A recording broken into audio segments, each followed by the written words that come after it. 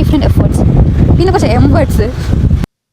പണ്ട് സ്കൂളിൽ പഠിക്കുമ്പോൾ ടീച്ചേഴ്സ് പറയായിരുന്നു ഇംഗ്ലീഷ് മൂവീസൊക്കെ കാണാം, അപ്പോഴാണ് നമുക്ക് കൂടുതൽ ലാംഗ്വേജ് ഇങ്ങനെ ഇമ്പ്രൂവ് ആവുന്നത്.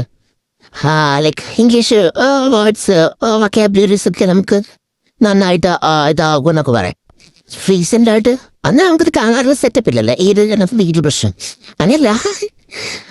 ഇപ്പോൾ ആണെങ്കിൽ ഇപ്പോൾ റീസെൻ്റ് ആയിട്ട് കുറച്ച് നാളായിട്ട് എനിക്കിങ്ങനെ ഹോളിവുഡ് മൂവീസൊക്കെ കാണുന്നുണ്ട്. അപ്പൊ അങ്ങനെ നെറ്റ്ഫ്ലിക്സ് ഒക്കെ ഉള്ളതുകൊണ്ട് നമുക്കിതിപ്പോ കാണാനുള്ള ഒരു സെറ്റപ്പ് ഉള്ളതാണ്. ഇപ്പൊ കുറച്ച് നാളായിട്ട് ഇങ്ങനെ ഹോളിവുഡ് മൂവീസ് ഒക്കെ കാണുന്നുണ്ട്.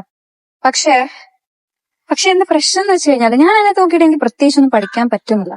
Like all I am learning is some efforts, different efforts, പിന്നെ കുറച്ച് എംവേർഡ്സ്, പിന്നെന്താ ഡൂഷ് ബാഗ്, ആസ് ഹോൾ, അതൊക്കെ ഞാൻ പഠിക്കും. ഇനി എന്റെ കാണുന്ന മൂവിയുടെ പ്രശ്നമാണെന്ന് എനിക്കറിയില്ല. നിങ്ങൾക്ക് പ്രത്യേകിച്ച് ഒരു ഇമ്പ്രൂവ്മെന്റ് ഒന്നും അങ്ങനെ തോന്നി? നിങ്ങൾ അതിൽ ഇംഗ്ലീഷ് മൂവീസ് ആണ് ഇംഗ്ലീഷ് പഠിച്ചിട്ടുണ്ടോ?